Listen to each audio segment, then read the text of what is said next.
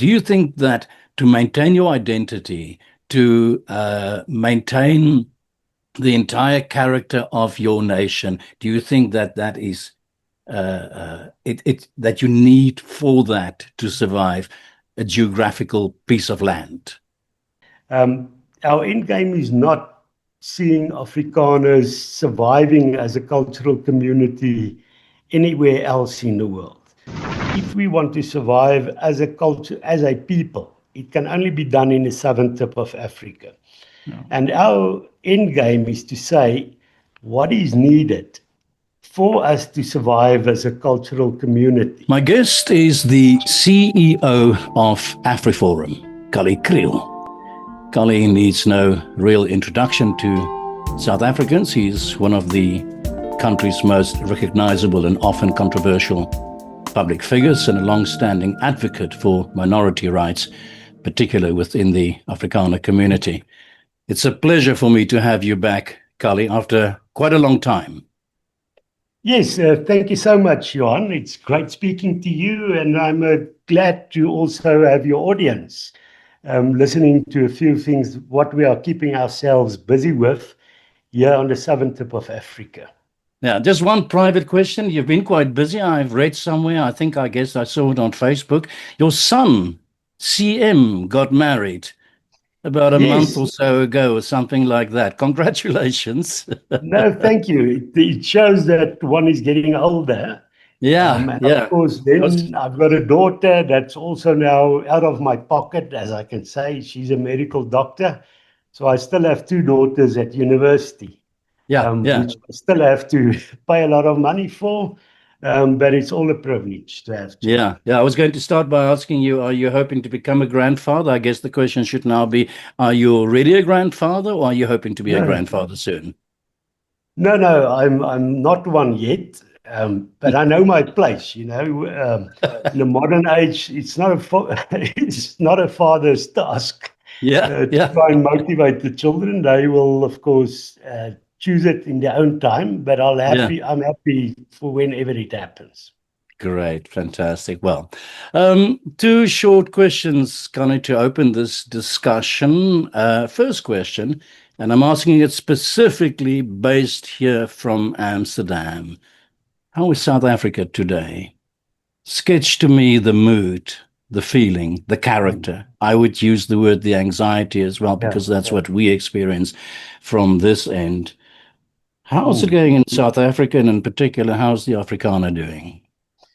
Well, I think in a sense, it's a paradox in terms of normal relationships between communities on grassroots level.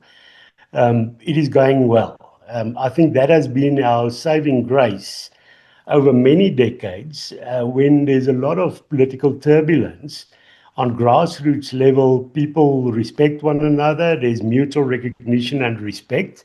Of course, there are always fringe groups, like within the EFF, that polarizes.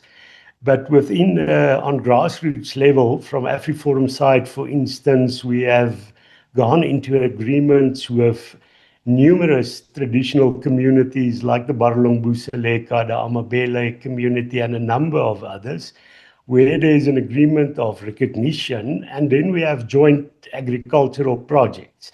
So that Mhm. is starting off with the positive aspect. With regard to the vertical relations, where horizontally between the normal people is going well, there's quite a lot of polarization. Unfortunately, we are still seeing people chanting, kill the boer, kill the farmer, which is unfortunate. It's also an infringement of the dignity of Afrikaners. You know, if my children have to hear that they can be killed, it's a sorry state of affairs, especially when the country's courts were unable to protect us. They found that it was not hate speech. And then, of course, we have the South African president that still refuses to condemn kill the Boer. We are also still seeing a lot of crime amongst all communities in the country, gang violence, violence against women and children. But specifically with regard to farm murders, what makes it a bit different, it's the only category of crime where somebody chants that it should happen and nobody says anything about it except from within the Afrikaner community and from the farming community. It's also one of the crimes where you see a lot of torches, electric drill being used to drill a hole into the feet of an elderly lady, warm water being used, and burning plastic being used to torture people. So those are the issues that we need to take on. And it's, of course, part of the broader crime problem. And then we still have one pending or a number of pending problems, but the one is the Expropriation Without Compensation Act. It's just called the Expropriation Act. But what is worrying, it's not like the eminent domain or expropriation acts that you would see everywhere in the world. This one has the specific clause, section 12.3, that says expropriation can take place with null or zero compensation, which is actually expropriation without compensation. And then there's also another clause, 19.2, that says expropriation can take place, and then you can only go to court afterwards, which means that you lose your livelihoods and you have to, throughout with your own money, go to court, and it might take you 5 years or longer in terms of the backlog in the South African court system. And then we, of course, also have more than 140 race laws in the country that we believe is discriminating against minority communities. So those are the kind of issues that we need to tackle. But we believe that we are not simply at the mercy of politicians in this country. We've got our own hands, our own brain and own calling, where communities can say, what can we do to create the future that we want for our children?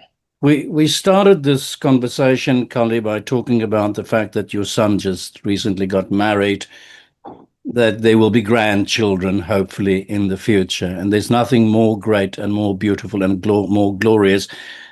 Believe me, I'm close to 70, and I yearn and long for that grandchild. I have a daughter who lives in London, and I hope for a grandchild as well. But talking about that then brings me immediately into the question of your physical experience of South Africa today. And what we see from here is the utter destruction of the country in physical terms. We get to see a lot of these pictures going around on social media of what the heart of Johannesburg, where I was a student, lived in as a student, what that was all about. And you mentioned the song Kill the Boer now, and we talk about grandchildren. Sketch to me when you sit in your house and somebody puts on, and imagine you have that grandchild sitting on your lap, and somebody switches on the television set, and there we see the men in their red berets singing that truly dreadful song.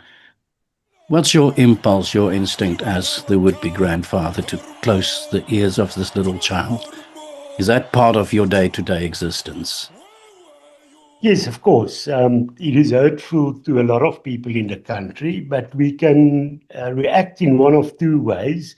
You can become angry and then despondent. And if you become despondent and say, well, we cannot do anything about it, then, of course, it will be a self-fulfilling prophecy, because then you will not be able to do something about it. Or you can look at it. Of course, I still get angry when I see that, but I also then make sure that it is a motivation for me to say, we deserve better than this, and we should fight these kind of issues. We have a two-pronged approach. We call it fight and build, or a watchdog on the one hand and community builders on the other hand. And with regard to fight, we've done the court case with regard to Kill the Boer. We didn't win there. I then wrote to President Ramaphosa asking him that we find a South African solution for the South African problem. And of course, he simply ignored that letter. And then the question is, what should we do next? And in that sense, we are thankful for the fact that this song has received international attention, because it has put it again in the center of the debate in South Africa, and our chances of getting it condemned by the South African government is much greater.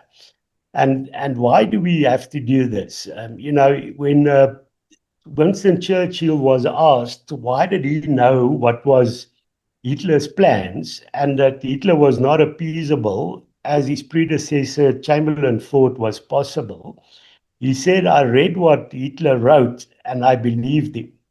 So we also read what the ANC writes and then we believe them. And if you look at their strategy and tactics documents that's available on their website, they have this policy or ideology that is still based in the Cold War. So they speak of a national democratic revolution. They speak about the motor forces that's on their side and the anti-revolutionary forces, which they then say they accuse us of being, and we regard that as a compliment. Then they speak about centers of power. They say in 1994, they did not have control of the centers of power, the police, the army, the civil service. And they speak about what they call the balance of forces. Because they did not have control over what they call the centers of power, they say the balance of forces were against them and they had to make certain concessions. Now they wrote a few years ago that the balance of forces have changed. They are in control of the army, they are in control of the police service, they are in control of the civil service. And then they said they can now go into what they call the second phase or the next phase of the revolution. And that is why it's important. If you work with a balance of forces ideology, of course, we need to still try to convince the ANC, that's still the biggest party, but it would be naive to think you will just convince them by simply stating a good case. You have to have that, but pressure is needed, either through the courts or public pressure locally.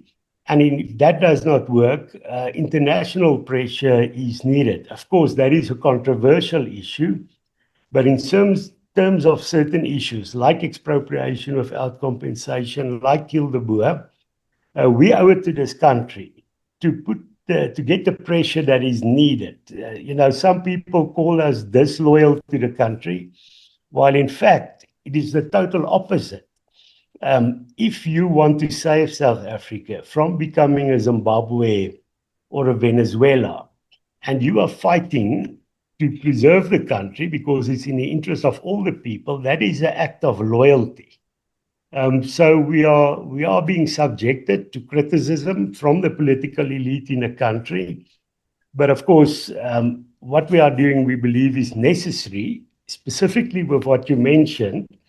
If my grandchild sits on my lap one day, I would want to know that I have done what is humanly possible to try and create a future not only for Afrikaners, but for all minorities and all people in this country. And the best future can only be if we take on the irresponsible policies that we are seeing from the ANC. Now, you just talked about the National Democratic Revolution. My obvious question would be on that is, do you really believe that is still the vision of the African National Congress? And then I will add that my question, can you motivate that some way to illustrate to me what do we see in what they do that suggests that motivation? But before I ask that question, I want to share with you a story that touches on the National Democratic Revolution. You may know that I was correspondent for the South African Broadcasting Corporation during the transition years, and I had the pleasure, the opportunity to meet with obviously people like Thabo Mbeki, then our first president Nelson Mandela, and the figures of the African National Congress. And I want to tell you about a moment that I stood on the Lac Le Mans in Switzerland at some conference overlooking this magnificent lake, standing and having an informal chat discussion with Thabo Mbeki, in which he told me, and this was probably back in 99, 1996, 1998, around there, that he told me that the revolution will unfold in 3 steps. And his words to me, and I didn't quite understand quite what he told me then. It only occurred to me many, many years later when I had a greater understanding of South Africa, our history and our evolution. He said the first phase will be the taking of the mechanism of power. That's government, police, military, the institutions, the technical framework of South Africa. That would be the first step. He then said the second step will be a cooling off period for the white man to get used to black rule. Those were his words. And then the third step will be the real revolution. And I can't quite recall whether he said that that would be an economic revolution or how he described that. But those were his exact words to me then. Are you saying to me now, 30 years later, indeed, that Mbeki's vision, as he sketched it out to me on the shores of Lake Lemon, that is still a very, very real thing today and for the future? Yes, on the positive side, at least we can say he didn't lie to you, because that is how it is playing out at the moment. One, if you want to say what is happening now, I think in the first place we can look at what are they saying, the leaders of the ANC, and what they are doing, and the two corresponds with one another. If you look at what happened in the previous Congress of the ANC, of the National Working Committee, you heard the President Ramaphosa himself saying that they have a national of government unity, but they said despite that, the government of national unity is still serving the objectives of the National Democratic Revolution. The same with the Deputy President, Paul Mashatile, also said that they are committed not only to the National Democratic Revolution, but also to expropriation without compensation. And also Fikile Mbalula, who's the Secretary General of the ANC, is also outspoken with regard to support for the National Democratic Revolution. So that is what they are saying. What are they doing? Well, they are acting directly to promote what they are saying. If you look at expropriation without compensation, it's probably the core pillar of the National Democratic Revolution, and they have first tried to change the South African Constitution. They took a decision in December 2017 to change the Constitution. They failed, fortunately, also partly because of international pressure. When they failed to change the Constitution, they said openly, well, we are now simply going to change legislation to make sure that we can still do this. And that is the legislation that we saw last year in March, that was approved by the South African Parliament. The legislation that was signed on 20 December last year, or the year before last. Sorry, the time is flying so much. These things that I'm referring to is in 2024. He then signed it on 20 December 2024. Only on the 23rd of January did he announce that he signed it. His partners in the Government of National Unity did not even know that he signed it. And then there's a direct correlation between the signing or announcement of the signing and President Trump's reaction. Only 10 days after President Ramaphosa said he signed the Expropriation Act that allowed for expropriation without compensation, we saw within 10 days, we saw President Trump breaking off economic ties or economic assistance to South Africa. So there's a direct correlation in that sense, but also in terms of the transformation policies, very stringent policies that are being implemented now. This is all part of the National Democratic Revolution. And just interestingly, President Ramaphosa himself made similar remarks to what President Mbeki said. There was a book by Mario Ambrosini, who was a member of parliament from the Inkatha Freedom Party, that said he spoke to President Ramaphosa, and President Ramaphosa said they will use this and he used the concept of a frog in boiling water.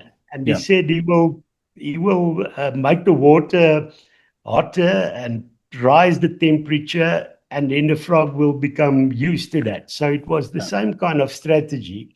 But I think they misread the situation, because even though they managed to get hold of all the institutions as in their first phase, as President Mbeki said what the strategy was, they also used the second one to make people used to this.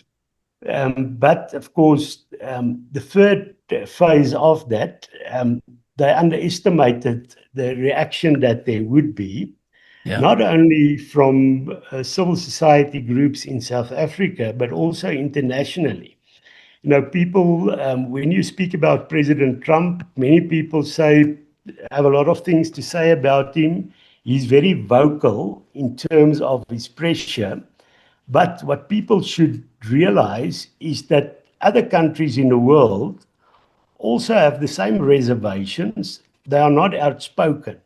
And what has happened, you know, if you look at a place like Zimbabwe, many countries that said nothing simply withdrew their investments from that country. And that is the message we're asking countries, even those that are not vocal, through the diplomatic channels, put pressure on the South African government by saying, listen, if you're going to expropriate without compensation, you are going to lose investments. And those people that you say you want to promote, the poor, will suffer the bigger, will be hit the hardest, as we saw in Zimbabwe. If you're going to have stringent BEE policies saying an international company has to give away 30% of their shares to do business, the reaction would be that people won't invest. And that would be negative towards the country. You know, in terms of Starlink, you have a massive connectivity problem, especially in rural communities. We know that 80% of the schools in South Africa are dysfunctional. And something like Starlink can make a huge contribution. Starlink already said that they would assist 5,000 schools in rural communities to get access to the internet. But because of ideology, the ANC would rather promote their own ideology and the party's interests, even if it is at the cost of poor people. And that is where we also need support from the international community to continuously pressurize South African government, even if it is through silent diplomacy. Yeah, we'll get back to that point. I want to just get into and move past. You mentioned Donald Trump now, and I have to ask you about, let's call it the G word, genocide. You recently appeared on the ENCA, I think it's correct, the People's Court. And I saw that, and you rejected the idea of a white genocide in South Africa. Let's take a quick look at the clip. No, in definitive terms now, if you accept that there is a white genocide of white farmers in South Africa, do you accept that statement? Yeah, we say there's an attack on them, but never genocide. I know what you say. I'm asking this question.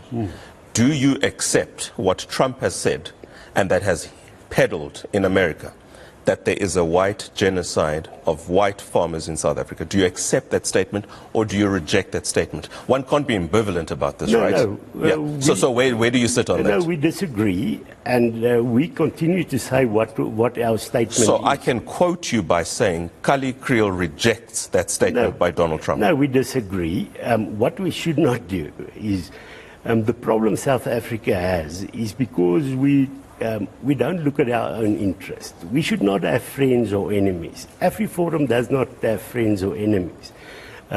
We say what is in our interest. It's in our interest to be thankful when President Trump recognizes the many problems in the country. That was the ENCA's, the People's Court, and Kali Kriel rejecting the notion of a white genocide. Kali, when I looked at that clip, I smiled. You seem to say it, but you don't quite say it. Yeah. So my question is, what's the strategy here? Yes, people, if one looks at the issue of farm murders, or if you look at somebody like President Trump, people in their evaluations always look into it with two pearls. And it's false. It's a false narrative to say, on the one hand, you believe it's a genocide, or on the other hand, you believe it's not a problem. And that is why the debate is unfortunate, because if people say, if you have a debate about genocide, it gives a license to farm murder denialists to actually try and downplay it. And that is why from the beginning, we've never used the term, because we don't want to get into that debate. So what was on ENCA was not a new revelation as they are trying to portray it. In fact, we already had 13 media institutions in South Africa that had to apologize to us through a judgment by the press ombud, accusing us of this. It's a false narrative. Also with regard to President Trump, people say you either have to love President Trump or you have to hate him. Our stance is to say, let's look at what is in the interest also of Afrikaners. And therefore, we don't get into that love-hate relationship. We are thankful when President Trump or any other leader does something that is in our interest. And putting the spotlight on farm murders, putting the spotlight on the threat of expropriation without compensation is something that is positive for our cause. When he then does something like posting himself as a Jesus figure, that is not something that we can accept. So I think it's a false narrative that we either have to love him or hate him. We're thankful, but then on other issues we disagree. But what would be stupid? And we are not going to make the same mistake as South Africa. We say to the South African government, if you want to put South Africa first, if I can speak in Trumpian terms, then of course you must look at what is in the interest of South Africa. And then in terms of international policies, you don't have friends or enemies, you have interests. And it is not in our interest then to insult President Trump by saying he's a white supremacist, or whatever we've heard from the South African government. Hearing somebody like Fikile Mbalula, who's the General Secretary of the ANC, calling him a racist, that is stupid, to put it quite frankly. We need to make sure that we work with all countries to the best of our ability. And that is why if we are saying we need to, as an organization, promote the interests of minorities, we don't use words like saying we reject what President Trump says or we condemn it. That would be very stupid. In fact, we say we are thankful. We know that President Trump speaks in hyperboles, hyperboles that we don't use. We have a different style. But I think the gist of the problem that he recognizes is correct. It is not false. Property rights are under threat in South Africa. There is a serious farm murders that are happening. And for that, we are thankful. And we're not going to start using terms like we reject him or whatever. We are thankful without disagreeing or without agreeing with those issues and his views where we don't, which we cannot follow. Yeah, I'm going to be a little bit provocative here, Kali. Are you saying to me the position you take is that of what one would call real politics? So you don't make any moral judgments or anything like that. You go for what serves the interests of your country first and foremost. And then in terms of using the term genocide, and this is the, well, as I said, being a little bit provocative, are you saying, like many people, that, well, maybe it's not quite that, but it's on the scale of that? That's part of the question. And then I myself took note of the fact, and I read this in the paper the other day, that our history school books, for example, are being changed in South Africa, which will undeniably have an impact on the telling of the Afrikaners' history into the future. And if you project 20, 30, 40, 50 years into the future, it will have some sort of indent on the identity of the Afrikaner. Would it be very provocative if somebody like me then say, well, that's a form of cultural genocide? No, I think one can do that. But as soon as we start using those terms, it again gives somebody a license to debate against that and trying to diminish the real problem. I don't think there's something controversial with the policy to say that we need to put South Africa and its people first. In fact, that is also a moral decision. You know, the ANC says quite a lot, but we have a moral obligation towards the people of Iran or whoever, and we have sympathy towards those people. In fact, more sympathy, because the South African government supports the regime in Iran. We support the people. But despite of where your sympathy lies, we should also have sympathy with the South African poor. And it's a moral obligation not to get involved in international conflicts, because we know the price would be an economic price where the people of this country would suffer. Then with regard to genocide, yes, there are levels of genocide, numerous steps. I think there's an organization called Genocide Watch that gave a number of those steps. But of course, again, what do we have? We don't have to argue on this issue. I believe, and we state that kill the Boer, kill the farmer is a call for genocide against Afrikaners and farmers. Because what is genocide? It is an attempt or intention to actually eradicate a community. And if you say that, that is a call for genocide. But now people now start looking at what happened in Rwanda. In Rwanda, 1 million people were killed in 10 days. It's 100,000 people that were killed in every day. Yeah. So if you cannot then compare farm murders with what happened in Rwanda. But in terms of the definitions, here is a definite intent. The intent is failing from the EFF and that fringe group radicals. But it is also failing because we had to step up our security systems in the country. AfriForum now has 177 neighborhood watches. We have more than 10,000 volunteers. We have 3 control rooms across the country that monitors camera systems. We have drone technology and we are training drone pilots. So it does not mean there's not an attempt by the EFF trying to incite that.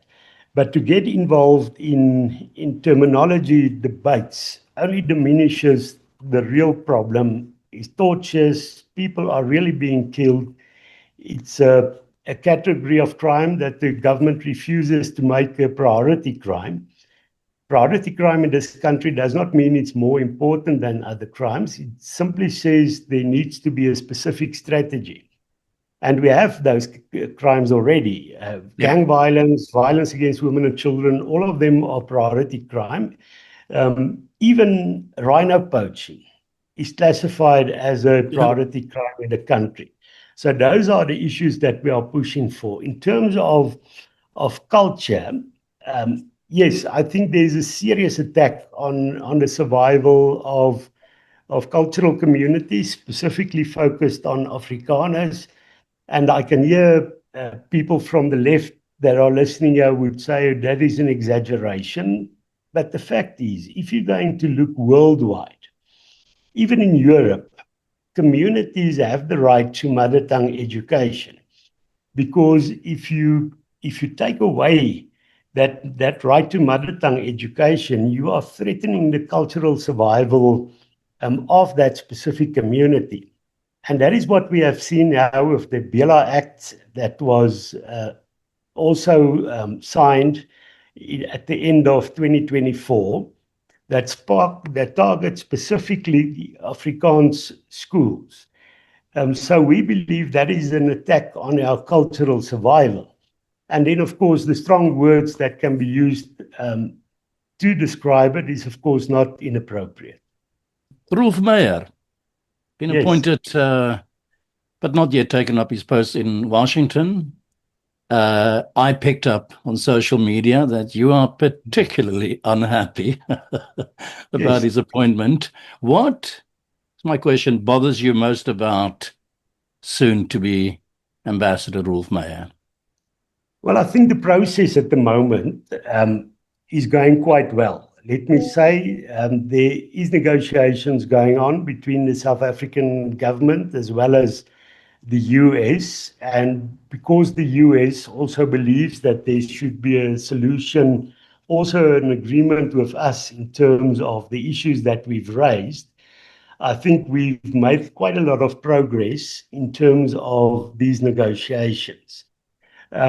Of course, we do not trust the ANC, not because we are distrustful people, but we have learned our lesson in the past where we did go into agreements and nothing came from it. But at least, even if it's not a relationship of trust, there's a positive understanding between the parties. And we believe that positive understanding can be negatively affected by Rolf Meyer, but he's a reality now, so I'm not going to go into Rolf bashing, but just to answer the question shortly. What we need to solve the situation with the US, and it's in all of our interests, also AfriForum members, we don't want tariffs, we want to keep AGOA, and that is what we've said from the start, address these issues. We believe it cannot be addressed through denialism of the problem. And the South African government tried that. Even John Steenhuisen, the Minister of Agriculture, tried it. He said, no, this is all misinformation or a misunderstanding, thinking that that would convince the US. But they have embassy here, they have intelligence structures, they know what is going on, they know what the Expropriation Act is. And the fear is that we've gone past that strategy now with the South African government looking to solve the real issues. And Rolf Meyer, I've listened to an ENCA interview with him, and he will take the process back if he's now going to try denialism as a strategy. One instance, he said, AfriForum is only that 50% of people that voted no in the 1992 referendum, which is a ludicrous statement, especially if you look at there's a company called Ground Control Research that was tasked by the Beter Einders to do research. Yeah, I read about in terms of the Afrikaner community. And 81% of people in that, Afrikaners, said that they are positive about AfriForum. Another 13% gave it 5 out of 10 in terms of the positivity. So they're going towards the negative. And those that are totally negative against us, like Rolf Meyer and a number of others, are 2% of the Afrikaner population. So to go into denial, saying, these people don't have the support, and all these issues will take us back. And that was one of the issues. The second one is, I believe that he's a turncoat, and not because of what happened during the negotiations, but because of what we've seen. In the late 1980s, you remember somebody like Theuns Eloff and Van Zyl Slabbert went to Dakar to speak to the ANC. And Rolf Meyer was then the big supporter of the National Party government and apartheid. He was then the leader of what they call the Ruiterwag, which was the Junior Broederbond. It's a secret society. And Rolf Meyer expelled Theuns Eloff out of the Ruiterwag because he dared to go and speak to the ANC. So that is where you had somebody that is a total loyalist to the apartheid government. Now you get a new government, and he becomes a loyalist, a total loyalist to the new government. He now joins the ANC, where he previously expelled somebody that simply just talked to the ANC. Yeah. And that for us... Just very briefly, he joined the ANC much later. I mean, he joined the ANC once the ANC had been in government, but in 2006. Yes. Not during or in the midst of the CODESA process. Yeah, but one would then ask, if his job was to sell the Afrikaners case to the ANC, and not the ANC's case to Afrikaners. But it is water under the bridge. But just for people in terms of the international community, you can imagine for yourself if Gerry Adams, that was part of the grouping with the Irish Republican Army, after they negotiated a peace settlement, you can imagine if he then walked over and joined the Tories in Britain. It is unthinkable. So this is what happened. But as I've said, we work with realities.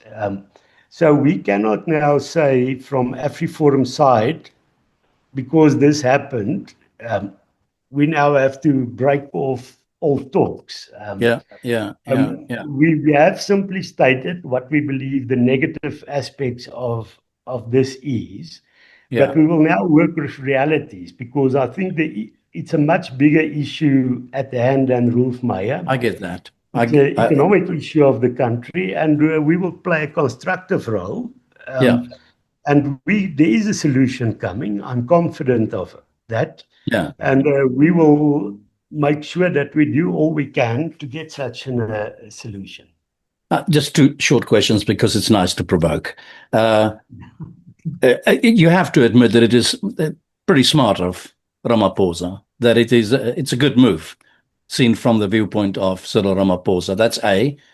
And B, you use the term turncoat, and I've heard much harsher terms being used to describe Rolf Meyer. What I do have in my mind is, though, what would you have negotiated that he neglected to negotiate? What did he give away that you would not have given away? What compromises did he make that impacted the future of the Afrikaner and could potentially have led to the situation in which we find ourselves? What is he really guilty of at the end of the day?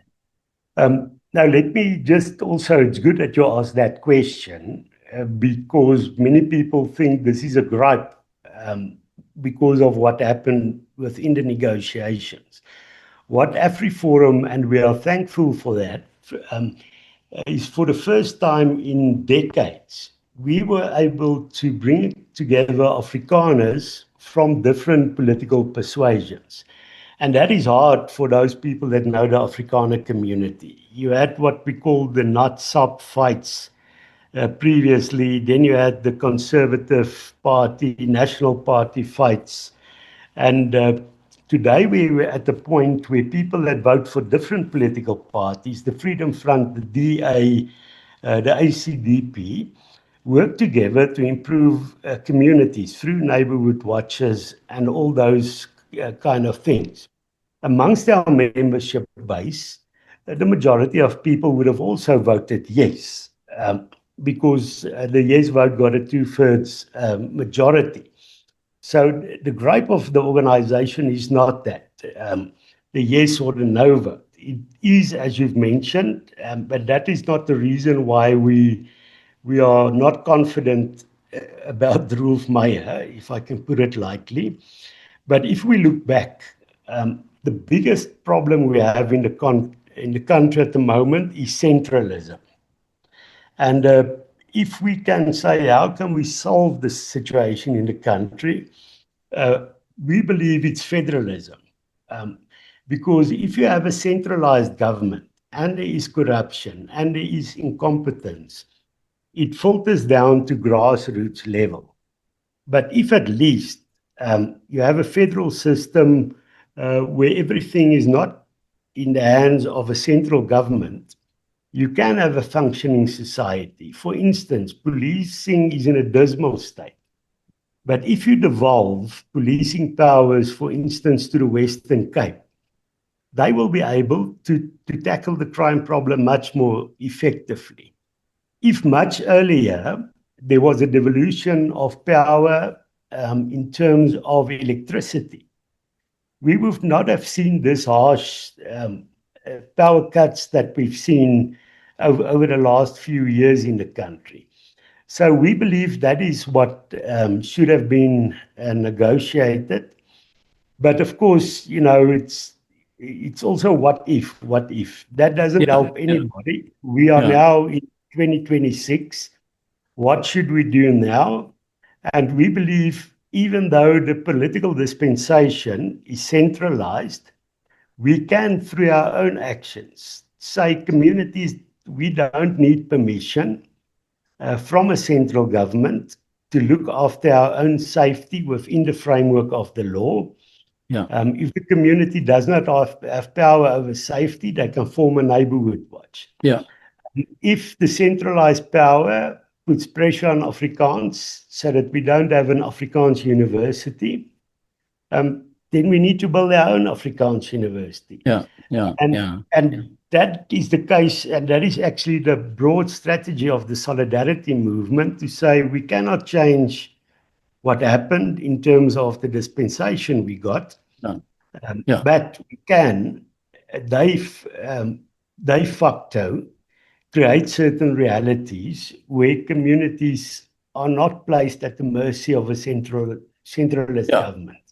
But Kali, you as an organization in Solidarity, you are in fact doing that. And I mean, we're seeing the results and we read about the results and everybody's much aware of the results. The only question that I have in terms of when we talk about, I'm sort of trying to figure out what's the end game for the Afrikaner here. What's the end game for these organizations? What's the end game for Lex Libertas, for Ernst Roots, for Kali? I know that you're a civil rights organization. You're not a political organization. But two questions. If there is this desire or this want or this wish or this dream among the Afrikaner for this little space of our own self-government or devolution of power, why have we never done anything, in your view, just as an observer, to 235? Number one, that's one part of my question. And the other part of my puzzle in my own head is, if we talk about devolution of power, I did some research on that. There's not a single space to be defined in South Africa, even on municipality level, with, I think, the exception of Mossel Bay, where you find a majority of white people in South Africa. So when we talk about federalization, or we talk about devolution of power, or we bring it down to small autonomous regions and so on, even within that, the numbers are simply against you. It's all about the demographics at the end of the day. Yes, no, I think that's also my master's degree I did. Am I being too cynical or No, you're being realistic. I think what you say, demographics dictates in terms of what kind of political solutions are possible. And I think if you look at previous efforts in the country, the apartheid system, it couldn't work apart from the fact that it wasn't morally justifiable. Also, in terms of demographics, did not allow that. But then we have to look at what models are there in the world, because there are many countries where there are minorities and where minorities can be protected and can have some form of self-determination. You can look on a cultural level in terms of Belgium, in Europe. Of course, you have I then just the spoke to Tom regional. van Grieken from Vlaamse Belang about that. Yeah, And, yeah. I hate to tell you that, Kali, their struggle has been going on for 300 years now. Yes, and And I said yeah, to Tom rather cynically, you're going off to Orania and you pat them on the back. And if you look at your own backyard, you've not moved yeah, one single centimeter ahead in terms of your aspirations. Sorry if I'm yeah. so cynical. No, no.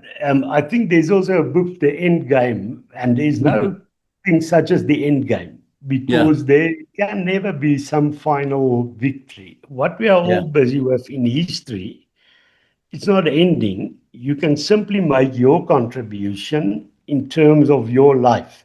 yeah, You know, if you look at what Edmund Burke said, he said there's a contract between those that have died or lived before you yeah, and those that are yet to be born. yeah, You have to be thankful for what you received, and you have to give to the next generation. yeah, You have to build on that. So we don't have an end game, but we have goals that we need to achieve, and those goals are to make sure that we create the circumstances where we can survive as a cultural community on the southern tip of Africa. But also, what I wanted to say with regard to Belgium, there's apart from the regions in the Flemish region, Flemish people are the majority, where we don't have that in yeah, South yeah, Africa. yeah, But you still have other mechanism there where Flemish schools, even in other areas, falls under Flemish control.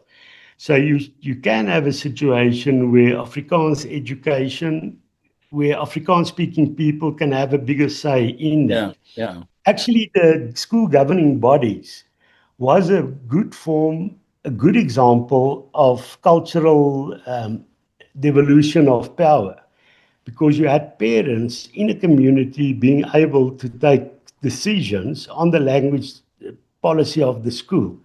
Now yeah. that is being broken down at the Yeah. moment. Yeah, But I'm if going you to say interrupt what you you here for a moment just to say yes, this because I'm scared I'm going to forget to say what I want to say. I think you're doing better. I think the Afrikaners are doing better than what the Flemish have done. Tom van Grieken told me it took them 200 years to get to their first university. You guys have been at it for 30 years, Cully. I think you're doing yes. better, and I think you're doing it at the moment without any of the radical extremes or anything like that. Think Yes. exactly what we talk about for that what is a secure future. I think you are securing it at the moment in exactly what you're doing. No, thank you so much. I think one should always remain humble, even though we are thankful for what we've achieved. We must always realize much more needs to be done, and this is only the start. So, if you speak about our end game, um, our end game is not seeing Afrikaners surviving as a cultural community anywhere else in the world. Because individuals will be able to survive in certain individual families, people would continue certain traditions. Mm-hmm. But in many other families, people will assimilate within the new community. So it would be great for people financially, in terms of safety, maybe, but culturally, if we want to survive as a culture, as a people, it can only be done in the southern tip of Africa. No. And our end game is to say what is needed for us to survive as a cultural community. And then you can go and identify you need mother tongue education on all levels. You need a community that can be safe. You need a welfare support system that can support children from poorer parts of your community to study to break the poverty chain. You need institutions to look after your cultural heritage. Yeah. And you need an institution to look after job in the world of jobs and work. And within that, that is where the solidarity movement comes in to say, for safety, we get neighborhood watches. To improve our communities, we fix roads, we cut grass, we test water, and then the helping hand looks after welfare issues. The FRK looks after cultural issues. Solidarity, the trade union, looks after work issues. So that is our goal, but it can never end because you achieve these goals, but you have to continue building. But that is the story of life. If 300 years ago people said, well, we don't have to build anymore, society would not develop. So, but we are grateful that we have the opportunity to, in this time frame, play a constructive role in building for future generations. Yeah, in what I just said to you now, that you are doing it already, you are actually doing it, and you are actually showing the successes. There's a reason why I'm saying that, because the question, and if you then look at, there are some people that are calling for the balkanization of South Africa. There are all sorts of ideas floating around in South Africa.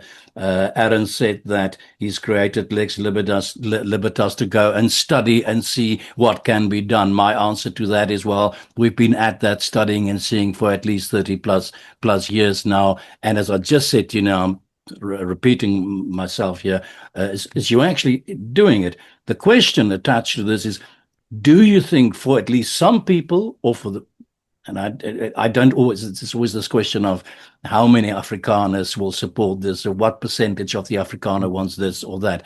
Do you think that to maintain your identity, to maintain the entire character of your nation, do you think that that is that you need for that to survive a geographical piece of land that you call your home? Do you think that that's an essential part of that struggle for freedom?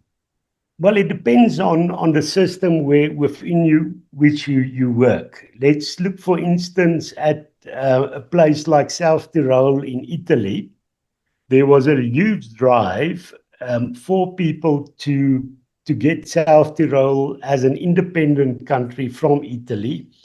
There were parties, there was even violence in that sense. But when the Italian national government devolved some power to those communities, the drive towards secession actually slowed down to where you don't get it now. You can look at many other examples, Quebec, for instance, in Canada, where that process has been slowed down simply because there has been more devolution of power. So in the end, and that's also in terms of the international law. And, if you look at, there was a court case recently with regard to the Scottish referendum. They wanted to hold another referendum. And it was found that you have to, within the existing geographic state, try everything you can to make sure that there is self-determination. And balkanization is only allowed when all your internal remedies are exhausted. Mm-hmm. And that is why we are saying to the government that allows cultural space for Afrikaners to look at issues that are of importance to them. And also, if you look at a place like Urania is, if one takes a different look at it, it's actually one of hundreds of cultural communities within the country. If you look at Nkandla, if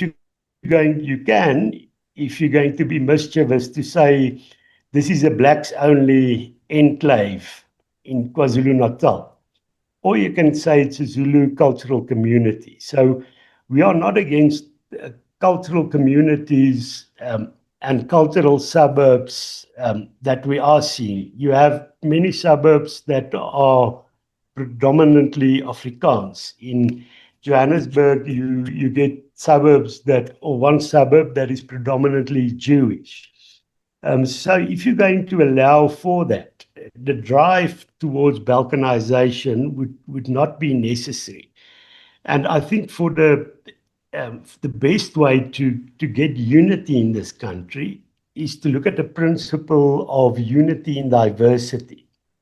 And as soon as you're going to start attacking diversity and you are trying to make everybody an English-speaking, ANC-supporting person in the country, you are actually going to have the total opposite effect, growing polarization and people growing apart. So where this will go eventually will actually depend on the ANC. If there is certain concessions, devolution of power, then we have a basis to build real unity in diversity, as was written or is still written in the South African Constitution. Against this question now that I ask you, this idea of a geographical space where you can plant your flag and say, this is where I govern myself. It reminds me a little bit about, there's a lot of that to be seen in the Dutch character. I'll tell you this little story. Somebody told me back in the day when King Louis still governed here, this polderland, this muddy marshland, Holland, he would send out his horsemen, his soldiers to go and collect the taxes, and the Dutch would stand there in their wooden shoes, in their klompen, in this muddy land, and the horses would not be able to get to them and will sink away in the mud.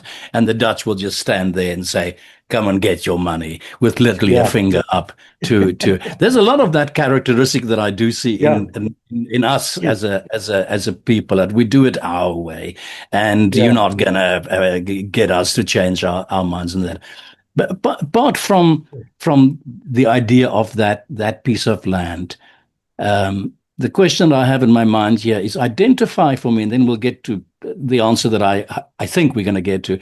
Identify for me the major structural, institutional threats that works against the Afrikaner today.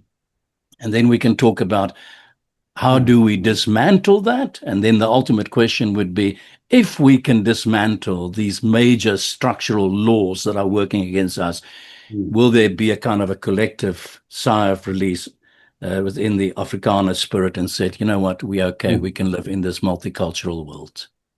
Yes.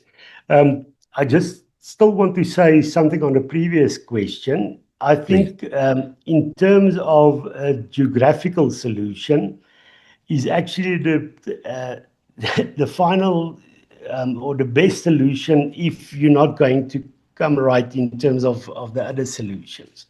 If South Africa is not going to allow an Afrikaans university or not allow us to build private Afrikaans schools, then the drive would be to say we need a place where we have full control to do that. So that would be a process if there's less devolution. If we look at, and the answer to your last question is connected to that. The biggest structural problem that we do have, but not only for Afrikaners, is centralism. We have a strong centralized society, a country that is more or less the size of Europe, also a multicultural country. And you now start thinking that you can have one government without any form of strong regional governments. You know, in the European Union has a lot of power at the moment, but you still have countries that look after the interest, what is happening within that. And it makes sense, Scully. It makes sense. Yeah. So you cannot, you know, you can imagine if somebody in Rome decides what should happen in London. It simply cannot work. But that is on a national level. But then if you go to provinces, their powers are limited. And then if you go down to what we call local government is no longer local government in South Africa. It's actually regional government, because you would have in one municipality sometimes 4 or 5 towns. And also at the metropoles, you would see you have a strong centralization, and you would have somebody in one town now having to decide what is. Oh, goodness, I seem to have lost Kali there. Okay, Kali, we're back online again. We've lost you. You were saying, you were talking about, my impression was, allow us to do, what you're actually saying is don't touch academia. Don't touch our institutions. That's really what you're saying. Yes, I think just to bring it down, the biggest problem is centralization. The answer is therefore decentralization of state power, but also decentralization of powers to communities to be themselves, and allowing to say that there can be an Afrikaans university, there can be an Afrikaans school, there can be an Afrikaans radio station, there can be Afrikaans media, and that the Afrikaans-speaking community can have an input in terms of those issues that affect them directly. And that is not the only thing that it will not only benefit Afrikaners, it would benefit all communities, because if you are looking at the moment, there's no such thing as a Zulu school, isiZulu school. There's no such thing as a isiZulu university. And what is the impact of that? It is that children are not developed to their full potential, especially with regard to concepts such as science and maths. And that has a detrimental impact also on that and many other communities. But long and the short is, yes, leave academia, leave Soltech alone, and give us some cultural space to build cultural infrastructure, and don't make it hard for us with racial legislation or a centralized drive to try and control everything that is happening in our society. To kind of bring this to a conclusion, I want to go back to the question I asked, and as I said, I asked this to Erns van Zyl as well. We talk about BE, expropriation without compensation, farm murders, crime in general terms. Of course, it's a massive problem in South Africa, but that's not entirely part of this question. Kill the Boer is part of this question. If all of those things, if we can get together and make agreements and shake hands and actually solve those problems in a reasonable way, do you believe that the majority of Afrikaners and of AfriForum and Solidarity supporters will say, you know what, we are protected within the law to actually express ourselves culturally, to be who we are, not to be threatened in terms of our identity, not to be threatened by the government. We're happy to live within this unitary state, within the borders that we define today as South Africa as a multicultural democracy? Yes, I think so. If there is a federalist society that allows for all those things, also in terms of making sure that we can have Afrikaans schools, even public Afrikaans schools, and you also allow cultural villages, then there would be no drive for secession. And that is what we are striving towards, is to try and convince the South African government that if they are scared of people working for secession, the best way to counter that is to take away the reasons why there is such a drive, and that the best way is to accommodate the diversity in our country with federal rules or the devolution of power. Yeah, I did some statistical research about the Afrikaners specifically in terms of the number game, and I'm building here a case build on what I just said. I think you are doing a brilliant job. I think you are fulfilling those functions to actually see to the maintenance, the cohesion, the staying together of the Afrikaner people. I think you are playing that role. I'm not trying to give you a cheap compliment. I think just that is how I see things going in the future as well. So I've written down here the situation of the Afrikaans language, and I want to put this to you as I put to Adams van Zyl. I grew up at a time, I'm older than you, I grew up at a time when we Afrikaners still kind of suffered a little bit of an inferiority complex about ourselves. We were still emancipating ourselves from the clash of the English and the Anglo-Boer War, etc., far more so than the generations that came after us. I think you were around about your early 20s when Mandela walked out of prison, so I'd be a generation or two before you. Have that in mind, and I give you the stats of Stats South Africa regarding the Afrikaans language today. I wrote it down here. Stats South Africa data shows that Afrikaans first language speakers have remained broadly stable since 1994, even increasing slightly in absolute terms to around 6 to 6.7 million people today. That's despite immigration, despite all the doomsayers, whilst obviously declining as a share of the total population due to overall demographic growth. That's the other demographic reality that I think that we need to focus on. But more broadly, the language itself has not contracted. It's a very important thing to keep in mind, at least according to the research, and it has culturally expanded. I've got it here written down for me. Since the end of apartheid, Afrikaans has seen a visible diversification in publishing, literature, media platforms, cultural festivals, and is far more plural and publicly expressive than it was during the apartheid years. And I see that. I see the Afrikaans festivals. I see the Afrikaans musicians coming to Holland here. I know that we don't walk around the streets in Europe anymore with our heads bowed down and pretend that we are from Australia because of the awesome negative connection that Afrikaans had back in the 70s, the time when I grew up as a young man, where there was once stigma and political isolation attached to the language. Today it exists in a far more open, creative and competitive cultural space. Stats South Africa data shows Afrikaans speakers have remained broadly stable since 1994. Just said that now, slightly increased. Afrikaans is today a respected and celebrated language around the world like never before. And my claim is it is because, at least in part, of the work that organizations like yourself is doing. And that should, I hope, in some way calm the temperature amongst Afrikaners. Your reaction? Yes, most definitely. I think you are right in terms of Afrikaans that is still standing strong. I believe we should never take that for granted. There are many examples across the world of language deterioration.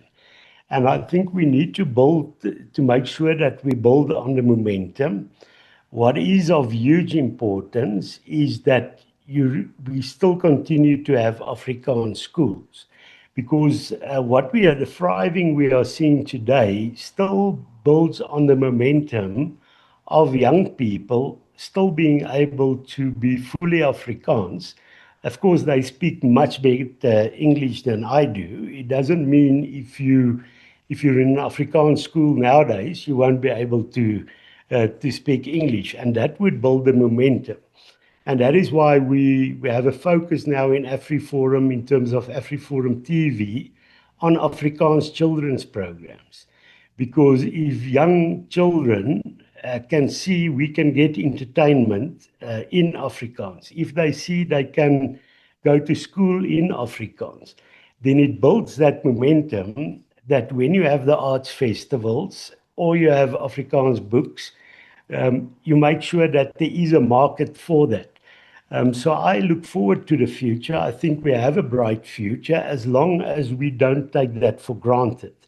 And we know what we have now was the result of hard work and a lot of grace, and we continue to do that. We will have a bright future. Last point I want to make, Kali, is, and I'm sure you're doing it already, is I would suggest that AfriForum should get together with some folks around the table and start thinking about creative ideas of how can we preserve our history for our children so that we have that also solid and secure for the future. Because I fear once we don't, and that is my impression, a lot of young people, Afrikaans people, English people, even black people, seem to have lost their sense of their own history. Here is my last question to you. Thank you very much for your time and your patience. I think it's a nice question. Why? What is it about the Afrikaner, about our identity, about our inner core that guarantees us, Kali, that's my positive note today, and will only be part of our maintenance in the future? What is that we have in our bones that make us the survivors that we are and we ought to be proud of, and that will guarantee that we will survive the future? Well, I think if I can mention one, is that we are a pioneer people. And you can imagine, just people in the Netherlands now think people packing their bags, getting onto a ship, going down a few thousand kilometers to an unknown destination, and then they just start living there. And then after a while, those people said, well, no, we are going to move on. We pack our wagons, going into the interior of the country. So in that whole process, if you're a pioneer people, it's not an easy life. You had to be able to solve problems and to be able to say there are challenges, but it can be overcome. And I think that characteristic of being a pioneer people is actually the key to our survival. And not only our survival, in Afrikaans, there's a saying, 'n boer maak 'n plan, which is Afrikaner making a plan. And that, of course, we want to make plans together with the other peoples in this country.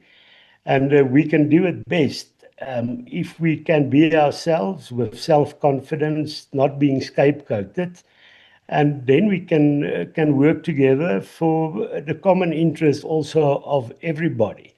We don't see ourselves as a special people. That is when you start running into trouble if you think you are better than us. We are a unique people, if I can say that, with unique characteristics that can be used to make sure that Southern Africa and South Africa thrives.